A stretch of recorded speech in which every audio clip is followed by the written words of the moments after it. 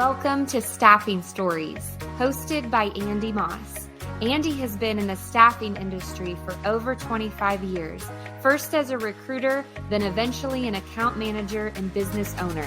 This is the podcast where we sit down with fellow staffing owners to get the real stories of the successes, the failures, and the lessons learned along the way.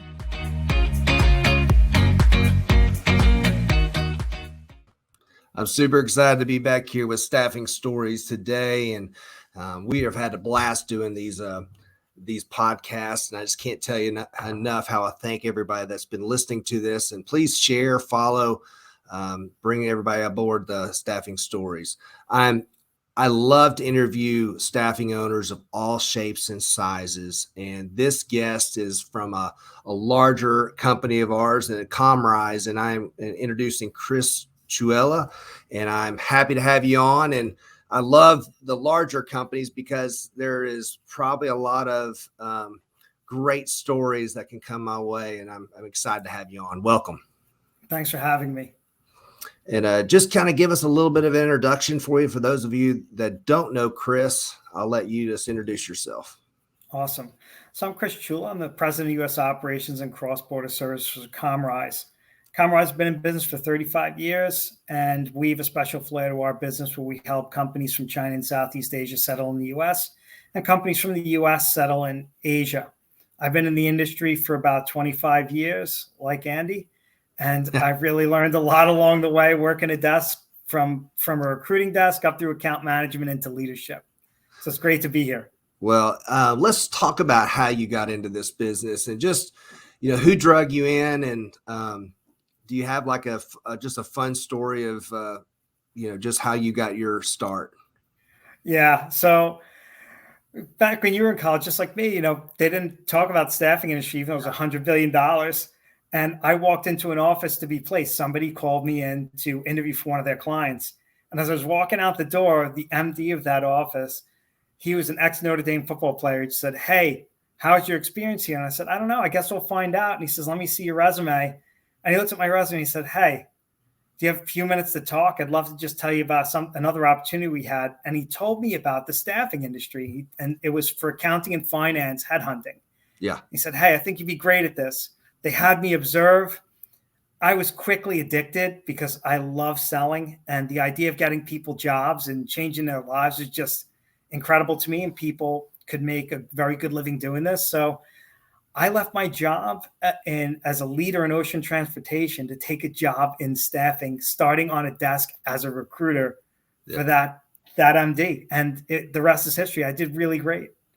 Well, I love the fact that you can kind of control the money you make and that you can control everything. I was in the insurance business, absolutely hated life. And a friend of mine says, and he was a recruiter, and said, "Hey, why don't you come, interview with us?" And I fell in love with it just like you. It was playing sports. It was the closest thing to a sporting event that I could. It was a team environment. You're out in the pit. You're working a desk, making those phone calls. But that's awesome. And then I guess once you got on the desk, then you kind of worked your way up. Is that the way it worked? Yeah. So I did really well with them. I was Rookie of the Year in 1999. And then they promoted me to sales manager, and I helped them build out a bigger team in that location.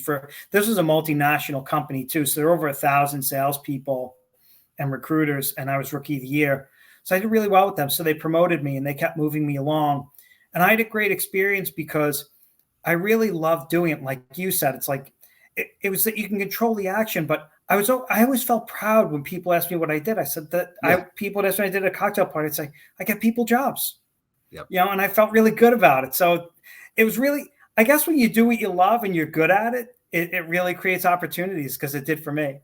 Well, when you change people's lives with a job, you're always doing a good deed. And I love stories like that. So let's dive into the size company you're running.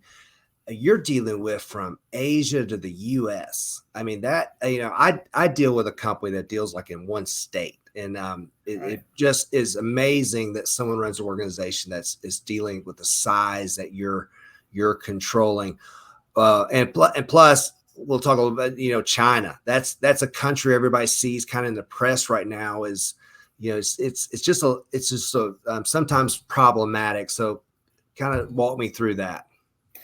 Well, it's really fun because when I took this job about 5 years ago, you think you know everything about staffing until you get into a job like this because you're making placements around the globe, right? And it really Yep. changes the way you look at business. You learn a lot about yourself and other cultures. But the real thing I learned was, and I was at the China Chamber of Commerce, and they had two guests, one from Republican politics and one from Democratic politics. They asked the Democrat, what do you think all the relations are going to do to trade between China and the U.S.? And he gave this long, protracted answer on that commerce would win the day. And, 80% of companies in China want to do business in the U.S. and 75% of companies in the U.S. want to do business in China.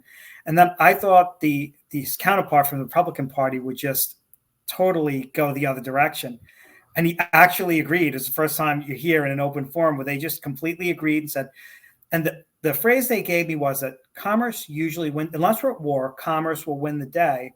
And because we're the two largest consumer economies, we're the largest dollar spend, and they have the largest human spending. The number of human spending is over 800 million people in the working population. They have 1.4 billion consumers spending. So it's really those are the things that drive it. And if you focus on the things we have in common as business people, we want to have a meaningful business that adds to the greater good of society, that helps our colleagues win, that helps people win, right? If you find those companies, then the things we don't have in common, like culture, language, holidays, they just melt away and become fun things we get to learn about each other. So I really learned a lot about dealing people with other cultures. And my general rule of thumb is I see people first. I don't see Chinese. I see people from China. And I focus on the things we have in common more than the things that are different about us. And it helps us win together. Well, I have a love for China. My daughter was adopted from China, which I told you before. And just being in the Chinese culture with our family is been amazing. I love it. It's my daughter's means the world to me, but obviously she looks different, but I don't see that. I just see the little girl in her. But working in businesses, when you deal with other countries, other cultures, it is all barriers go away because we're all humans. And that's the fun when you can actually talk shop with somebody and the politics get out of it. Everything gets out of it. But as long as they don't bring up they're a Giants fan and I'm a Titans fan, I'm good. And I had to put a little dig in there because Chris is a big Giants fan and they beat my Titans. But let's talk about culture a little bit. You have a great book out called We Culture, and we're going to talk a little bit about that. But you are very, very hands-on with driving a culture in a company that I would love to know more about, because I know there are a lot of listeners here that want to change their culture, want to bring something new in, and it's not been easy. And I would love for you to give us the good, the bad, the ugly of what we're going to face, what the positives are, but I would just love to hear it. Back before COVID, organizational culture, it depends on who you spoke to. Some people looked at it as corporate cotton candy. Some people looked at it as something to give to their staff to motivate them. Other people were very serious about it. But I'm from New Jersey, and that's where the Giants joke comes from our Titans and Giants. But, I remember how real it became for me. And I'm very big into corporate culture. I wrote a book in 2017 called We Culture. It was published. Very big into organizational culture. But I found out how really important it was on March 17th in 2020, when our governor said all the white-collar workers have to work from home. Yeah. And we had to immediately, on a dime, just take our 5-day-a-week operation in the office and take those people and have them all work from home. And we did it in the Philippines as well. And in China, they were doing it. And we had to change on a dime how we interacted, how we worked together. And our organizational culture took center stage because it gave us this Alamo to fall back on of how we were going to govern our interactions with each other. We had 4 core values that we used to drive the behavior that we were looking for and what we expect from each other. And then we had our 4-win principle that governed how we made decisions together. And what I really found was when we went remote, because we had that, it wasn't much of a disruption. It allowed us to really continue the business, have good business continuity, and people trusted us because we had good culture. So we didn't have a lot of turnover. So it really helped us keep the business going. And through 2020, we were able to maintain our business at a good, solid level. We didn't see a big drop off in business. And then we got to 2021, because we retained our people and retained our customers. It was almost like we were shot out of a cannon. We were able to grow much more effectively and really build our team. It is amazing when you're in our industry. When we lose recruiters and account managers, you start over. And I was going through the, past 2-3 years, and I said, look, we're not going to lose anybody. We're going to do what it takes to keep our staff together, because the days after this are going to be amazing, but we got to stay together. I would imagine communication for you was huge with your organization when you're all over the globe. Is that correct? Absolutely. And it becomes challenging because of the time difference. But the real key to it is understanding when people are awake and engaged, right? And then transparency, right? We were going through the same trying time. We were all facing the same common enemy. And a lot of our governments were handling it in a very similar way back then. They were shutting down areas of the economy. So we had to be transparent about how we were going to cope with that, how we were going to interact together. And this is where you and I, Andy, it's something really in common in how we look at the business. The people are the business, right? That's what we have. We're not making brake pads. We're not Breaking Bad. We don't have a meth lab in the basement of the building, right? So the only thing we have is our people. And retaining those people and giving those people a sense of purpose, a sense of commitment to the organization, each other, our clients, and our candidates is really what saw us through that. Like, here's our 4-1 principle, just to give you an idea of how the culture works in action. So we have 4-1 principle. When we're looking at a decision make, we always filter it at the end. Will the candidate win? Will the client win? Will the colleague win? Colleagues, me, and the people I'm charged to lead, right? And then does Comrise win? And can all 4 parties win in every situation? The answer is probably not every situation. But if we keep those 4 components in mind every time we make a decision, it increases the likelihood that all 4 parties will win. And it gives people a common focus on how they're looking at engaging and interacting internally and externally to the organization, right? And the transparency is key to that too, because we're talking in honest terms about what's really happening, so people can trust the information that they're getting. And that was really part of our secret sauce as we faced that challenge through COVID.